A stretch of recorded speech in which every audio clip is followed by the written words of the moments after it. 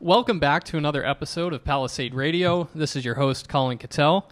And back with us today is none other than Rick Rule for one of our Palisade Sprott monthly market updates. It's Tuesday, April 25th. Rick, welcome back to the program. Thanks, Colin. Nice to be with you again. The reason I prefaced the date there, just in case this comes out a couple days later, is because there's been a pretty vicious sell-off in the gold market today. The gold itself did not drop that much, but we've seen a lot of relative weakness in the gold stocks against gold, and today seemed to be a tipping point to really push those gold stocks down. For gold investors, it was pretty ugly. And then at the same time, you had the Dow really shoot up. So, Rick, what's your pulse on the market at this point? We're in a really interesting market. You know, the market has been flirting with for about 3 weeks with an upside breakout. That didn't happen. A lot of people, including ourselves, were watching the market technically, and when the market failed to break out to the upside, a lot of people who had been involved in the gold stocks, expecting them to catch up with gold itself, I think sold off. The technicals were okay, but there was something wrong with the narrative. I think a lot of people were looking at the relative strength of gold, particularly in the line of geopolitical events, the French election, problems in the Korean Peninsula, and were expecting some sort of upside breakout. And when they didn't get it, they left the market, the momentum players. The second thing, and it's probably more important, is, at least in the small cap sector, the overwhelming importance of the GDXJ and the decision by Van Eck, the managers of the GDXJ, to reposition. And the consequence of that is that many stocks, small cap stocks that had been leaders in the sector, simply as a consequence of their membership in that index, got sold off. The opportunity that I see coming into the summer, which is traditionally sort of a soft period in the gold stocks, is that the non-GDXJ stocks among the small caps continue to languish relative to the index. In other words, that the capital in the sector is increasingly supplied by the ETFs, and there will be growing disparities in price, and therefore probably growing disparity in value between the GDXJ components and the non-GDXJ components. And from my point of view, this sets up a potential arbitrage where some of the GDXJ components, the stronger ones, generate enough valuation delta relative to the non-components, particularly the sub 300 million market cap components, that you should see mergers and acquisitions with the components acquiring the non-components. And that's a opportunity that we would like to take advantage of through the summer. The truth is that we have been underinvested in the junior golds, looking for the upside breakout. And we, like our competitors, tended to use the ETFs as a way to capture market beta. In our case, of course, we would have used the Sprott product, the SGDJ, because we think it's a superior construct to the GDXJ. But the truth is that we were looking to capture market beta ourselves. That market beta didn't occur. But a much more intelligent way to play the market always is alpha rather than beta. Doing stock selection and trying to take advantage of valuation arbitrage. For probably the first time in 18 months, I think that you will see us, even in situations where we can't do private placements and grab warrants, I think you will see us participate rather aggressively through the summer in on-market transactions in companies that have completed at least preliminary economic assessments, where there are strong valuation differentials between themselves and similar companies that are index companies which are relatively stronger in the market. I think this is a pretty good opportunity in the juniors. Rick, tapping into your memory bank and looking just at the technical damage that was done today, Is this indicative of more downside? Do you think the GDXJ can just pop back up and go on its merry way back up?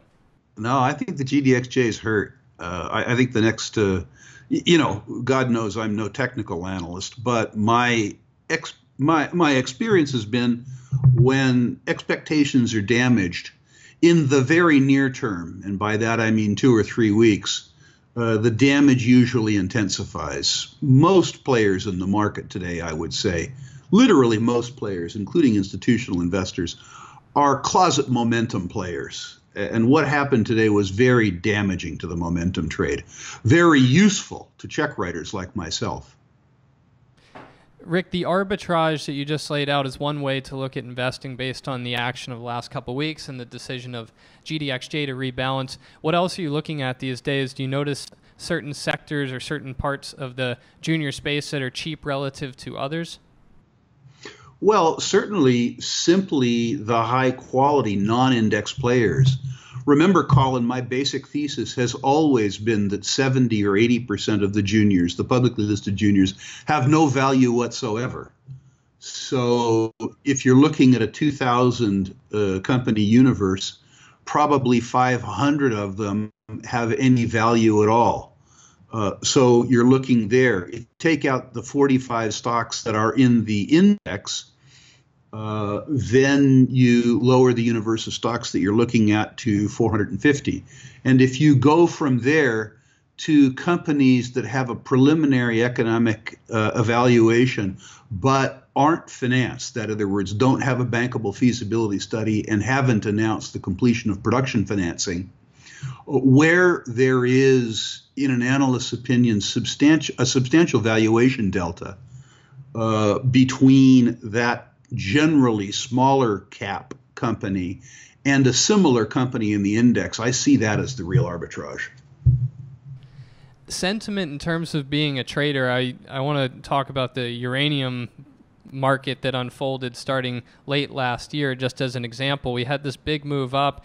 People kind of started to pile in after much of the move was done, and then inevitably there's a cool-off period, and that cool-off period seems to last a long time, really wears investors down, especially the ones that are now under money on their investment. And I guess I want to ask you the sentiment when you're a trader, how to invest on that, because bull markets are indicative of these 2 steps up and 1 step back, and that step back always seems to be dragged out and painful. Well, I'm not a trader, Colin. I'm a horrible trader, in fact. I always buy too early. I always sell too early. Looking at the uranium market that you describe, I suspect last year that I certainly, and you to maybe a lesser degree, were somewhat responsible for that. We had a market where, probably unbeknownst to both of us, the sellers were worn out. There had been a market since Fukushima where there were no buyers, there were only sellers. And I think we finally wore out all the sellers. And having worn out all the sellers, some people were saying relatively nice things about the junior uranium companies and the exceptional leverage that they would exhibit once the uranium price moved. You will note, Colin, that the junior uranium stocks that moved up so dramatically in the first quarter of this year moved up on very small volume, which would suggest to me not so much a plurality of buyers, but rather the fact that we used up the sellers. When that rally got underway, in other words, after the uranium stocks had doubled, ironically, when the stocks were no longer cheap, then the volume came in the stocks.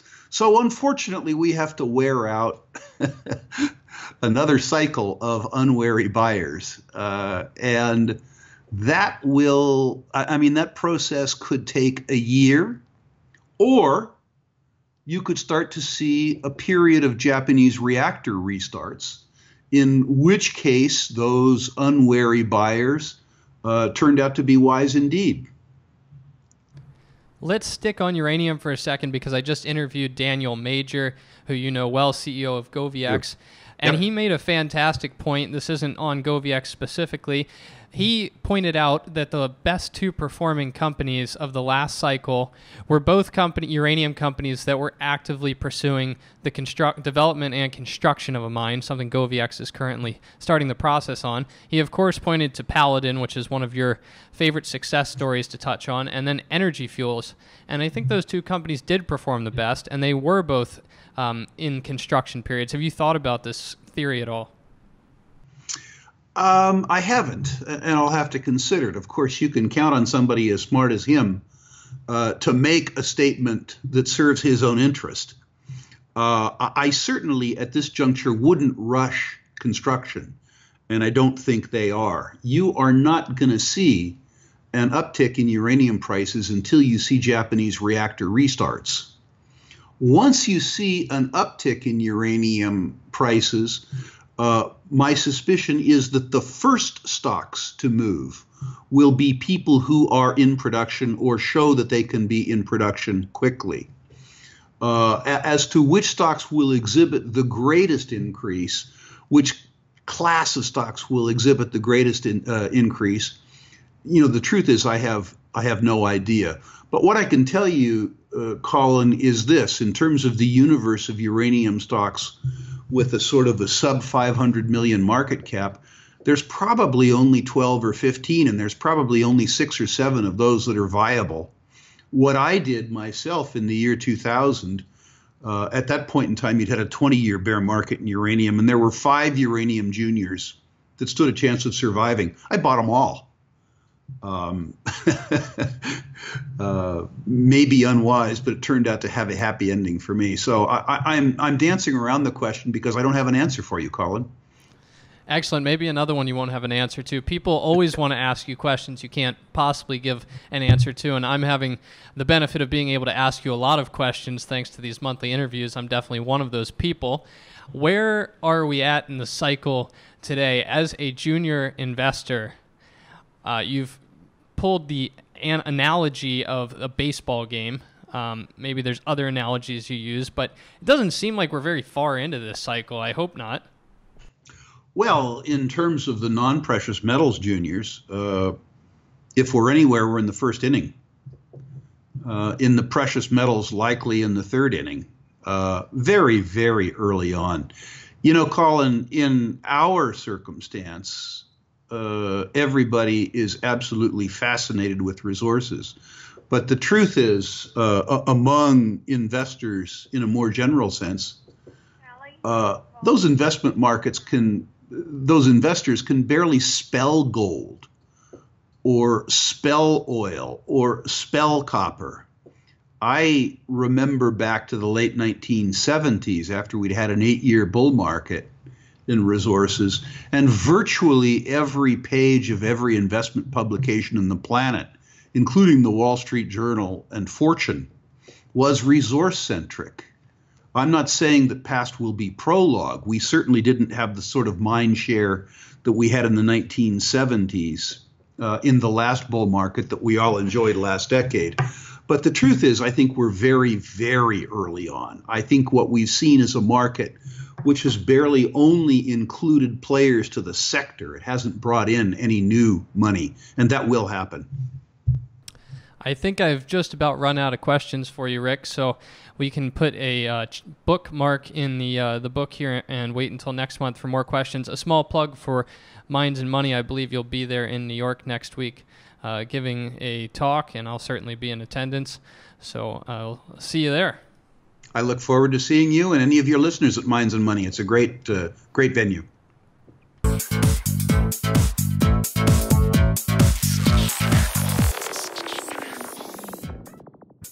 Think you understand the junior mining sector, and you think that the participants in the mining sector, junior mining sector, are good people and kind people, hit the bid. How violent that term could be? It actually could be quite violent. It could be a rip-your-face-off uranium rally. And the world is always going to need raw materials. It's going to need copper and gold and nickel and so forth. Totally destabilized. Hey, troll, did you hear what's going on in Yemen? Or are you too stupid?